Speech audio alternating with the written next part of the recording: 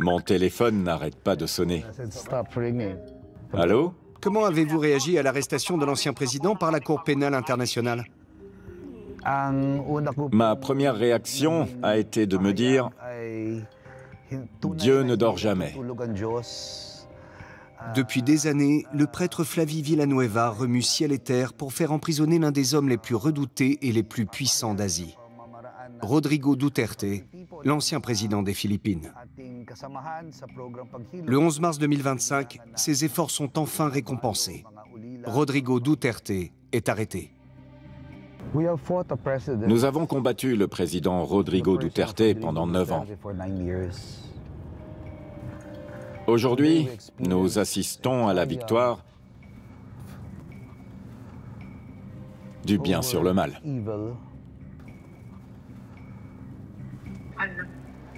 Qui va être envoyé à La Haye, mon père? Duterte, son avion doit décoller d'un moment à l'autre. Mon père, je pleure de joie. Oui, ce sont des larmes de joie.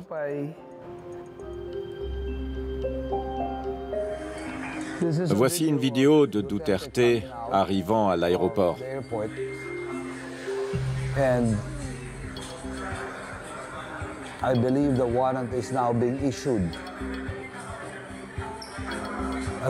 C'est le moment où il est arrêté par Interpol.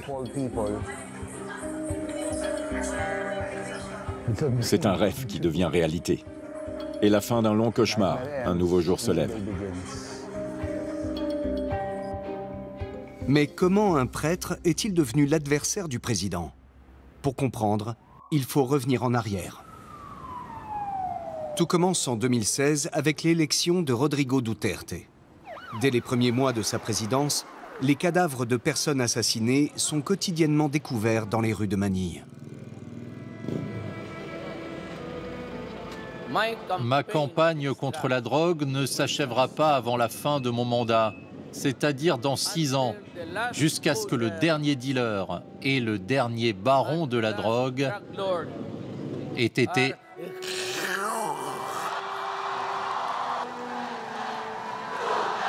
Selon les données officielles de la police, durant les 6 années du mandat de Duterte, plus de 6200 suspects ont été tués lors d'opérations anti-drogue. Mais pour plusieurs associations de défense des droits humains, ce chiffre se situerait plutôt autour de 30 000. Durant toutes ces années, le père Flavi rassemble des preuves. Inlassablement, il mène sa propre enquête sur Duterte. Il cache des témoins et fait exhumer les corps des victimes de la guerre anti-drogue. Ce matin, il fait ouvrir la tombe d'un jeune homme de 26 ans, abattu dans un bidonville par les escadrons de la mort. Tous ceux que nous avons exhumés sont des victimes du combat anti-drogue du régime de Duterte. Ils ont été abattus à bout portant, délibérément.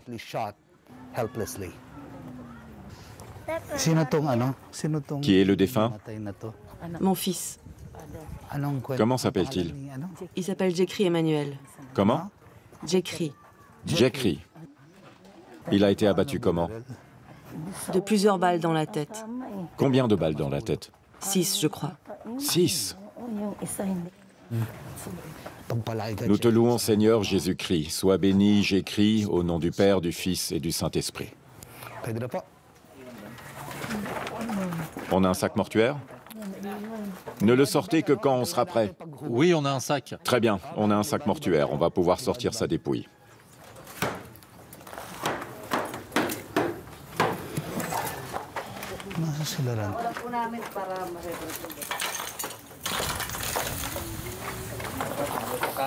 Pose la dépouille sur la civière et fais attention à ce que rien ne tombe.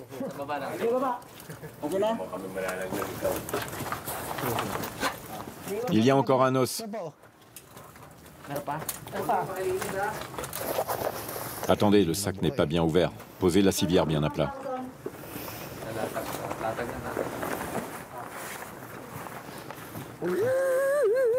Console-toi.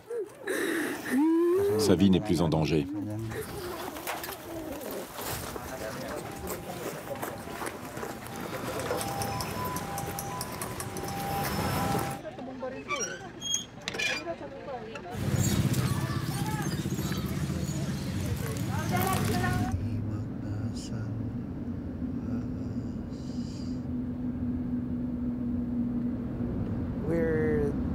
L'étape suivante, c'est d'apporter les ossements qu'on vient d'exhumer au docteur Raquel Fortune.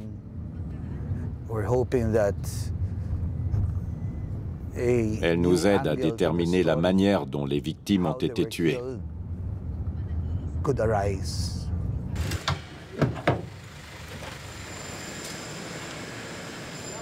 Raquel Fortune est l'une des 2 seuls médecins légistes qui exercent aux Philippines. Elle apporte une aide précieuse à Flavie Villanueva. Pour les besoins de son enquête, elle a déjà autopsié les ossements de 113 victimes.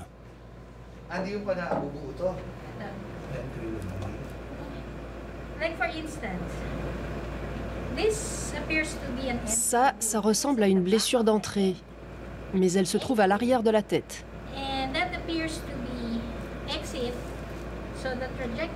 Et là, on dirait une blessure de sortie. La balle a suivi cette trajectoire. Elle a donc été tirée dans l'arrière de la tête.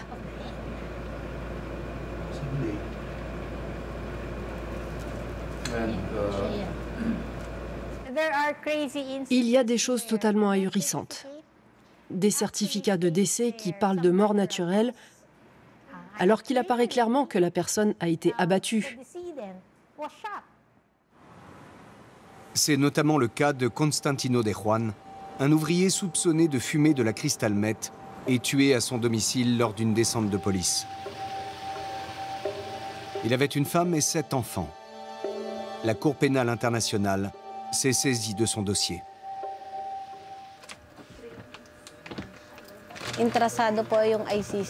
La Cour pénale internationale s'est intéressée à notre cas parce que le certificat de décès de mon mari mentionne 2 causes de décès.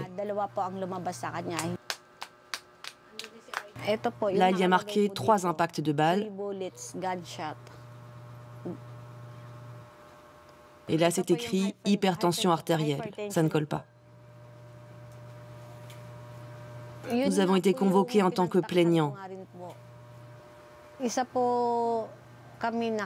Ma fille, Christine, a été convoquée en tant que témoin. Elle était à la maison et elle a tout vu.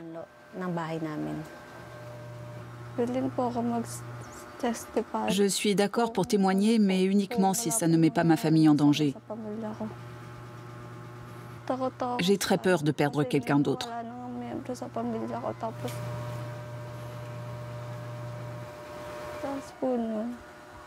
Mon père était en train de faire la cuisine parce que c'était l'anniversaire de Joanne.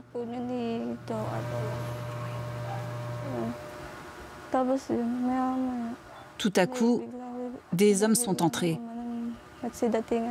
Ils avaient des fusils. Je me suis agrippée à mon père. Mais les policiers m'ont traînée hors de la maison. J'ai entendu mon père les supplier.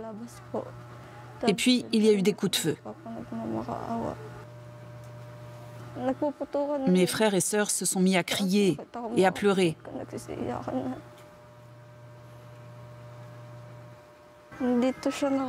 Il était assis ici quand ils lui ont tiré dessus. Il est mort dans ce fauteuil.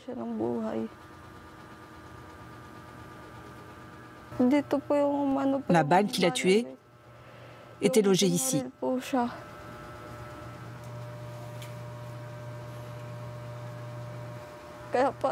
C'est horrible de perdre un parent. C'est tellement triste. J'en ai les larmes qui me viennent.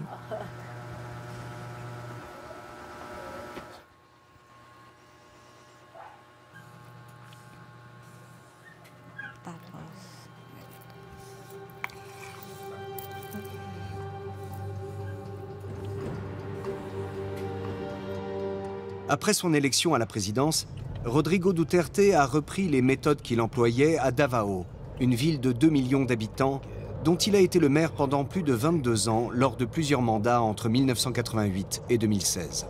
Ces commandos de la mort ont assassiné plus de 1000 personnes. L'un de ces assassins qui tuait sur ordre de Duterte est aujourd'hui le principal témoin de Flavie Villanueva.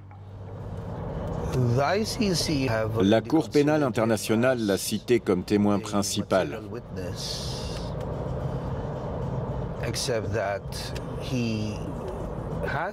Il va devoir se présenter personnellement pour déposer devant le tribunal. Mais ça risque de prendre un peu de temps.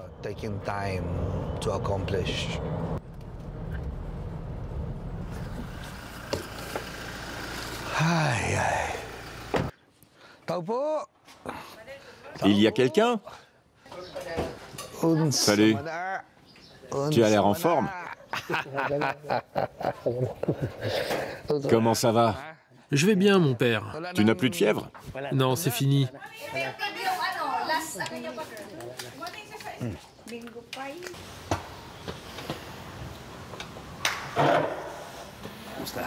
Tout se passe bien?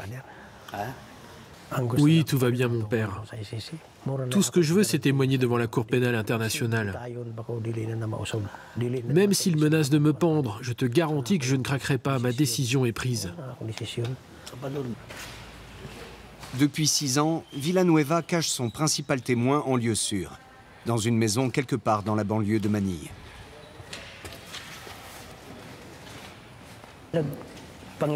Ils sont toujours à ma recherche. Ils veulent me tuer parce qu'ils ont peur que je les dénonce pour les meurtres que nous avons commis à l'époque à Davao. On tuait les gens qui vendaient de la drogue, ceux qui en consommaient et ceux qui commettaient des vols. On tuait aussi des violeurs. Ils nous ordonnaient de tuer tous ces gens. Le seul qui sait vraiment tout ce qui s'est passé, c'est Rodrigo Duterte. À l'époque, c'était le maire, et c'est lui qui donnait les ordres. Nous, on les exécutait de jour comme de nuit. On enlevait des gens, certains on les démembrait et parfois on jetait les corps à la mer. Moi-même, j'ai tué au minimum une 50aine de personnes sur son ordre personnel. Et j'ai personnellement vu le maire, Rodrigo Duterte, tuer 8 personnes. Dans un classeur, l'ancien tueur conserve des documents et des cartes d'agent municipal attestant qu'il a effectivement travaillé pour Rodrigo Duterte quand celui-ci était maire. Voici ma carte de l'époque quand je travaillais pour le gouvernement municipal.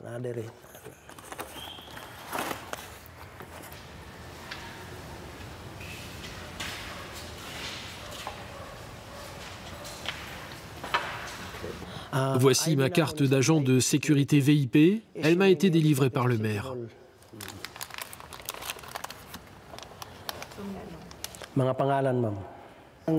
Et ça, ce sont les noms des gens que nous avons tués en 2002. Je n'ai jamais été à l'école et donc j'ai demandé à ma femme et à mon enfant de noter ce dont je me souviens.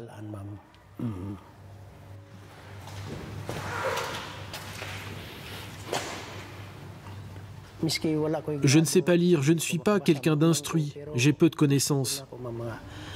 Mais je veux que justice soit rendue à tous ces gens qui ont été tués. Ce ne sont pas des poulets que nous avons abattus. Merci pour ce que vous faites, mon père. Ça va aller? Oui, mon père.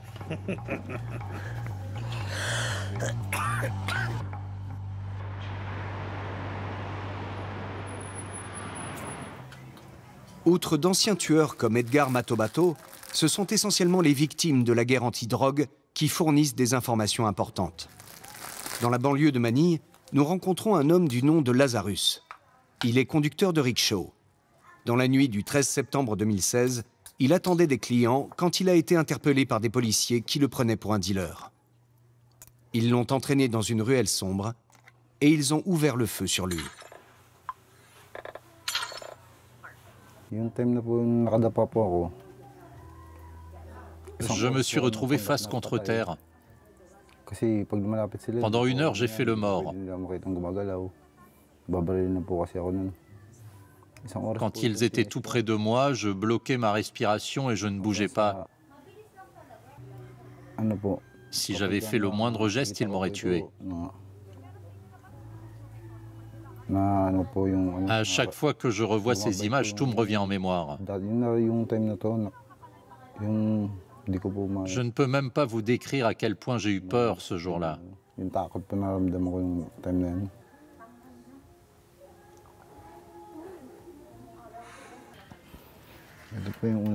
Ici, c'est l'endroit où j'ai pris la première balle, là. C'est la marque de la première balle que j'ai reçue. Elle a été tirée à bout portant. Et ça, c'est la marque de la deuxième. Elle est passée à 2 doigts de ma tête. Celle-ci m'a juste éraflé la peau comme les 2 autres qui ont suivi. Par contre, la dernière balle, je l'ai prise ici, dans le bras. Flavie Villanueva aimerait que Lazarus témoigne contre les policiers. Pour le convaincre, il lui propose d'assister à une exhumation.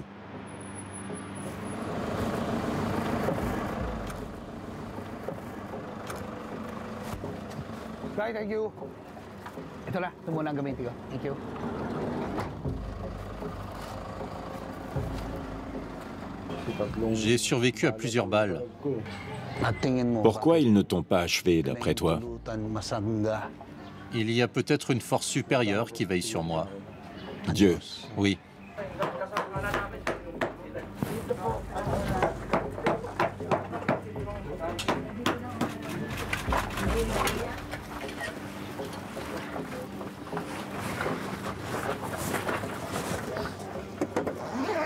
Attendez mon père, je vais retirer les cailloux. Oui, enlève-les. On a tout sorti? La fermeture éclair s'est coincée.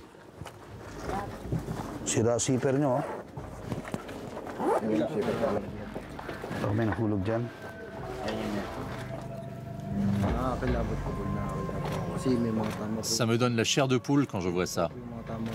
Il y a des impacts de balles dans le crâne. Je ne peux pas m'empêcher de me dire que ce gars était quelqu'un comme moi et que ça aurait pu m'arriver à moi aussi.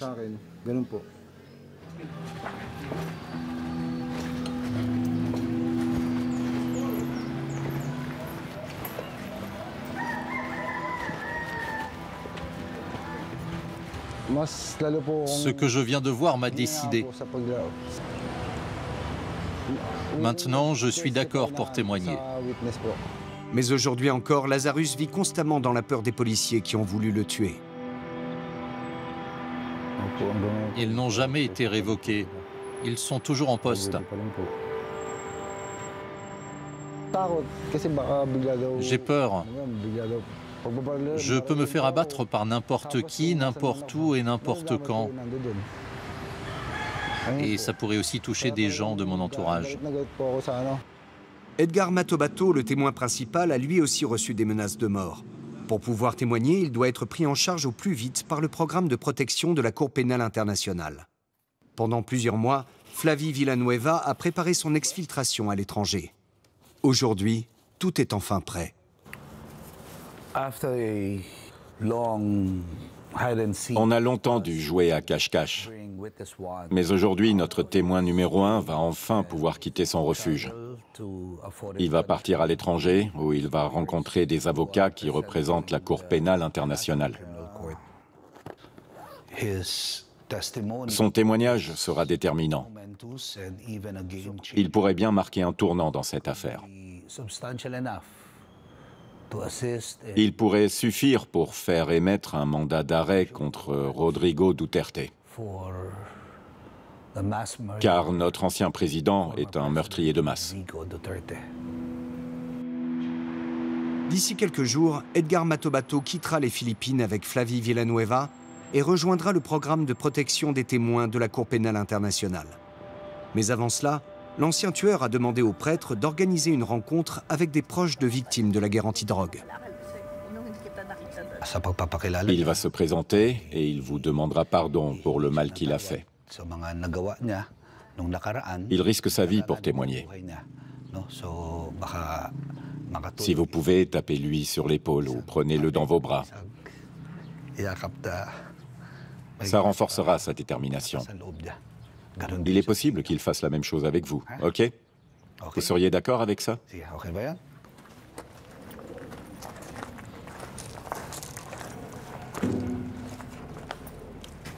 Qu'est-ce que tu tiens là? C'est une vierge, consacrée. Elle me protège.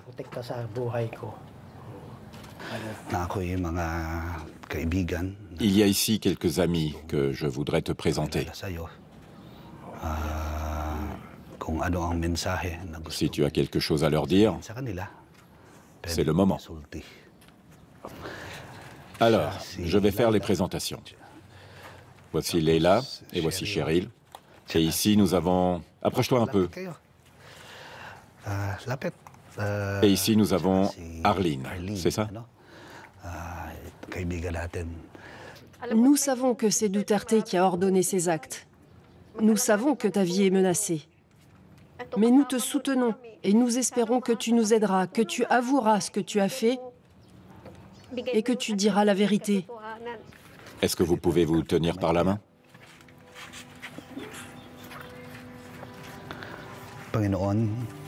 Dieu de vie, Dieu de justice, tu décides de qui se tiendra debout et de qui tombera. Au nom du Père, du Fils et du Saint-Esprit. Amen.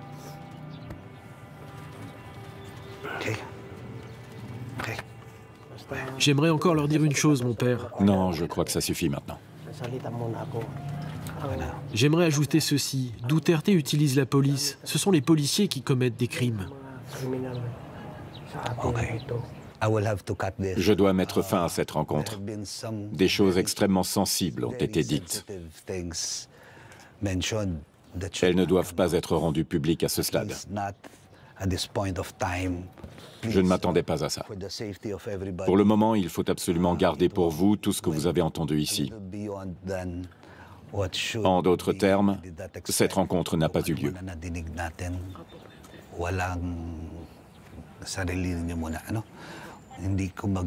Ne racontez surtout pas cela à vos voisins, ni à qui que ce soit d'autre. D'accord? Le même soir, l'ancien tueur Edgar Matobato quitte les Philippines. Il voyage sous une fausse identité. Pour la rubrique profession, il a indiqué jardinier. Flavie Villanueva l'accompagne dans ce voyage vers une nouvelle vie. Je suis profondément reconnaissant aux prêtres pour leur aide, en particulier au père Flavie. C'est lui qui m'a aidé. Il s'est occupé de moi et m'a sauvé la vie. Aujourd'hui, il est en danger à son tour. Il a risqué sa vie pour moi. Quelques mois plus tard, Duterte est arrêté à l'aéroport de Manille et extradé vers La Haye. Pour Flavie Villanueva, c'est l'aboutissement de longues années d'espoir.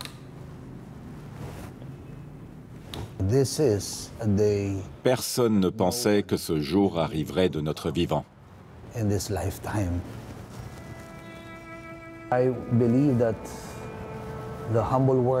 Je suis convaincu que le modeste travail que nous avons réalisé pour protéger Edgar a contribué à ce résultat. Son témoignage a été déterminant. Je lui tire mon chapeau. Et je salue son courage.